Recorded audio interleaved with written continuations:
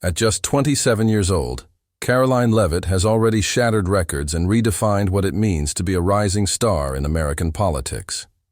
Appointed as the youngest White House press secretary in U.S. history, she's not just another name in the headlines. She's a firebrand conservative, a devout Catholic with unwavering beliefs, and an unapologetic ally of former President Donald Trump.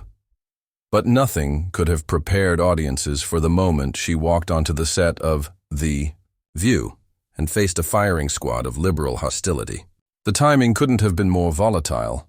Pope Francis had passed away only days prior, and tensions surrounding his controversial legacy were running high.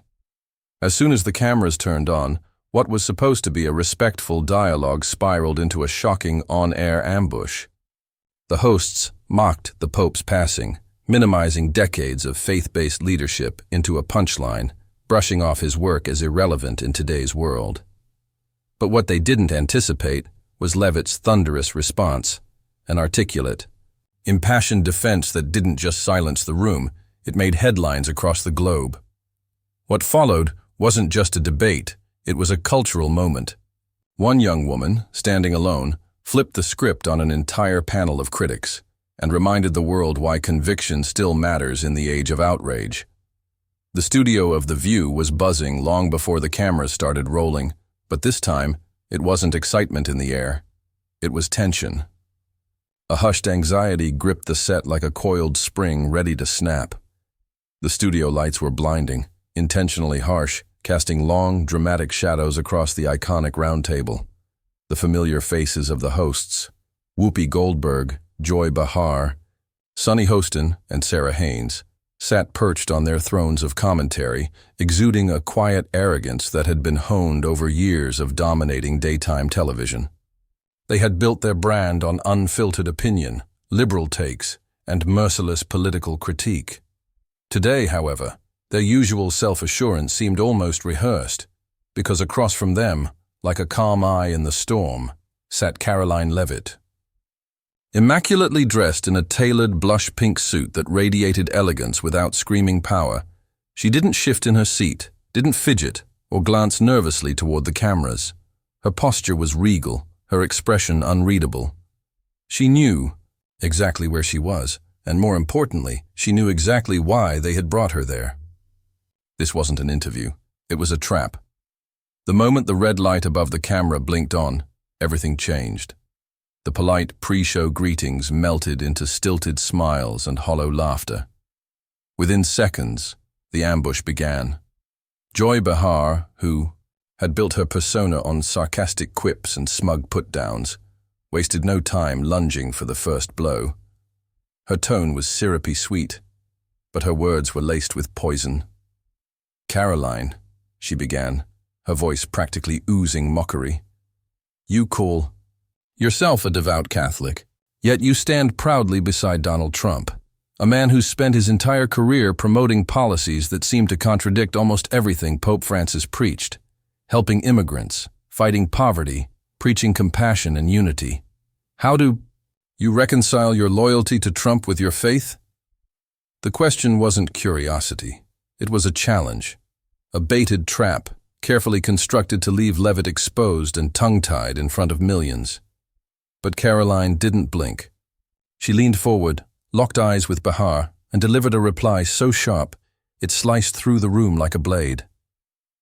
"Joy," she said, her voice as calm as it was cutting, "if you're going to bring up the Pope, the least you can do is speak his name with the reverence he earned over a lifetime of service.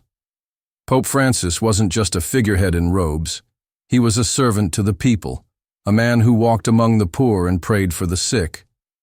And as for President Trump, he has done more to uplift working-class families, protect the vulnerable, and ensure the safety of American communities than any president in modern history.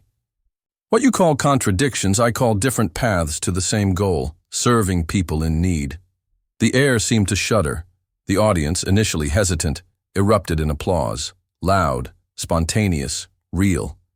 Even a few gasps could be heard as Joy Behar's smirk faded into an uneasy expression she rarely wore.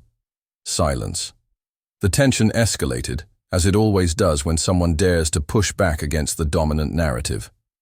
Whoopi Goldberg, always eager to stir the pot, leaned back with a theatrical sigh and waved her hand dismissively, as if brushing aside a fly. "Oh, please, Karoline," she groaned. "Let's stop pretending like the Pope was some revolutionary savior. He was an old man in a palace who gave nice speeches and maybe kissed a few babies. The world needs action, not pretty words from the Vatican. Americans don't live in Rome. They care about paying their rent, filling their tanks, keeping their jobs, not about some guy in robes lighting candles." Her words were flippant, dismissive, and worst of all, deeply insulting to the millions who mourned Pope Francis's death with genuine heartbreak. The studio shifted again. The mood went from tension to outrage. Karoline's response was swift, precise, and laced with righteous fury. She sat upright, eyes blazing, her voice rising with passionate control. "Millions of Americans did care, Whoopi. Millions of them lit candles, went to Mass, and knelt in prayer because that old man in robes spent his life advocating for the poor, comforting the grieving, and calling for peace in the darkest corners of the world. Do you remember when the world shut down during COVID? While others hid, Pope Francis stood alone in the rain, in an empty St. Peter's Square, praying for humanity when hope was all we had left. He wasn't just a figure. He was a shepherd. And maybe, just maybe, the reason you can't see that is because you've forgotten how powerful faith can be when it's real. Her words landed like thunder. You could hear a pin drop in the studio until the audience exploded in applause. This wasn't polite clapping. It was raw, emotional, almost defiant. Even Sunny Hostin, usually quick to interrupt, sat back in silence, her jaw slightly clenched. As the segment drew to a close, the damage was done, and not in the way the hosts had anticipated. Karoline Leavitt had walked into enemy territory and emerged not only unscathed, but victorious. The internet reacted instantly. Within minutes, clips of her fiery defense began circulating across social media, accompanied by captions like, "Karoline Leavitt owns the view and Pope's defender silences the smug." Hashtags like "Sometimes Leavitt destroys," "The View," "Catholic Pride," and "Respect the Pope" trended within the hour. Right-wing outlets praised her for her bravery and eloquence. Left-wing commentators scrambled to reframe the exchange as divisive rhetoric. But it didn't matter. The truth was already out. Leavitt had not only defended her faith, she had exposed the hypocrisy of those who mocked it. Now we want to hear from you. What do you think? Did Karoline Leavitt go too far in tying Pope Francis's teachings to Donald Trump's policies? Or was she absolutely right to call out the blatant disrespect? Was this a moment of genuine courage or calculated political theater? And perhaps, more importantly, why is it that every time a young conservative woman rises to the occasion, the media seems so desperate to tear her down?